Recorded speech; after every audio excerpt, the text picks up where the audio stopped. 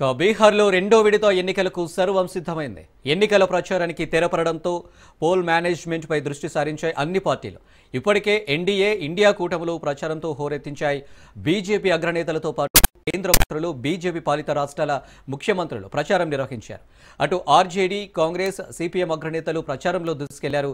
బీహార్ రెండో విడతలో 122 అసెంబ్లీ స్థానాలకు ఎన్నికల పోలింగ్ జరగనుంది. ఇప్పటికే 121 స్థానాలకు తొలి విడత పోలింగ్ ముగిసింది. నవంబర్ 14న బీహార్ ఎన్నికల ఫలితం తేలనుంది. నవంబర్ 6న బీహార్లో తొలి విడత పోలింగ్ జరిగింది. రికార్డు స్థాయిలో 64.66% పోలింగ్ నమోదైంది. మొదటి దశలో 18 జిల్లాల్లో 121 నియోజకవర్గాల్లో పోలింగ్ జరిగింది. బీహార్లో రెండో విడత ఎన్నికలకు సంబంధించి మరిన్ని డీటెయిల్స్ మా ప్రతినిధి సైదులు అందిస్తారు. సైదులు.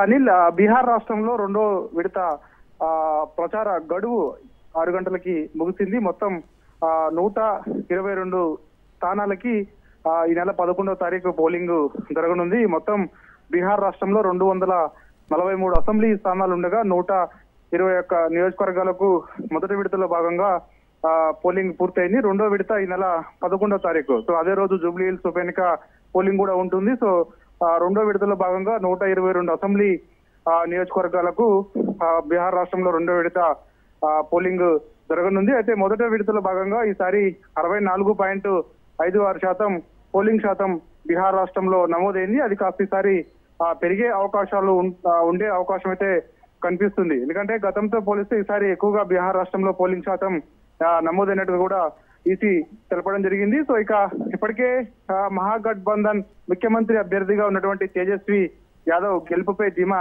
వ్యక్తం చేస్తూ వస్తున్నారు. ఎందుకంటే గత కొన్నేళ్ల నుంచి కూడా జేడీ నితీష్ కుమార్ ముఖ్యమంత్రిగా కూటమిలో భాగంగా, ఎన్డీఏ కూటమిలో భాగంగా అధికారంలో ఉన్నది కాబట్టి సో మార్పు కోరుకుంటారు. ఖచ్చితంగా బీహార్ రాష్ట్రంలో మహాగఠబంధన్ కూటమి విజయం సాధించబోతుందని చెప్పేసి ధీమా అయితే వ్యక్తం చేస్తున్నటువంటి పరిస్థితి కనిపిస్తుంది. కానీ సర్వేలు మాత్రం ఎన్డీఏనే మరోసారి విజయం సాధించబోతుందని చెప్పేసి కూడా చెప్తున్నాయి. దానిలో భాగంగా ఈసారి బీజేపీకి కూడా అత్యధిక స్థానాలు పెరిగే అవకాశాలు ఉన్నట్టు కూడా మనకి సర్వేలు చెప్తున్నాయి. సో ఖచ్చితంగా బీజేపీకి ఒకవైపు బీహార్ రాష్ట్రంలో సీట్లు పెరగడం, సో మరోసారి అధికార పీఠం ఎన్డీఏని చేపట్టబోతుందని చెప్పేసి కూడా సర్వేలు అయితే చెప్తున్నటువంటి పరిస్థితి కనిపిస్తుంది. కాకపోతే ఈ ఒకసారి మహాగఠబంధన్ కి సంబంధించి ముఖ్యమంత్రి అభ్యర్థిగా తేజస్వి యాదవ్ ఉన్నారు కాబట్టి, ఆయన యువ నాయకుడు కాబట్టి సో ఖచ్చితంగా అక్కడ యాదవ్ కమ్యూనిటీ, ముస్లిం కమ్యూనిటీ అందరినీ ఏకం చేసి దాదాపుగా 30% ఉన్నటువంటి యాదవ్ కమ్యూనిటీ, ముస్లిం కమ్యూనిటీని అందరినీ కూడా ఒక తాటిపైకి ఈ మహాగఠబంధన్ కూటమి తీసుకొచ్చింది. సో ఖచ్చితంగా విజయ అవకాశాలు మెండుగా ఉన్నాయని కూడా చెప్తున్నటువంటి పరిస్థితి కనిపిస్తుంది. సో ఇప్పటికే మనకి ఆల్రెడీ మొదటి విడతలో భాగంగా 121 స్థానాల్లో చూస్తే బీజేపీకి చెందినటువంటి ఉప ముఖ్యమంత్రి అభ్యర్థుల యొక్క నియోజకవర్గాలు కూడా ఎన్నిక పోలింగ్ కంప్లీట్ అయింది. కాబట్టి ఇప్పుడు జరగబోయే రెండో విడతలో భాగంగా చూస్తే నితీష్ కుమార్, అదేవిధంగా మిగిలిన కొందరు బీజేపీ చెందినటువంటి కీలక నేతల నియోజకవర్గాలు కూడా ఈసారి ఉన్నాయి కాబట్టి సో ఖచ్చితంగా ఇప్పుడు ఈ రెండో విడతలో భాగంగా బీహార్ రాష్ట్రంలో జరుగుతున్నటువంటి పోలింగ్ మనకి అదే రోజు జూబ్లీ హిల్స్ నియోజకవర్గ పోలింగ్ కూడా ఉంటుంది కాబట్టి సో ఇక అదే రోజు 122 స్థానాల్లో పోలింగ్ జరగనుంది. సో మొత్తం చూస్తే బీహార్ రాష్ట్రం రెండు విడత పోలింగ్ అయిపోయిన తర్వాత నవంబర్ 14వ తారీఖు రోజు మనకి కౌంటింగ్ ఉంటుంది.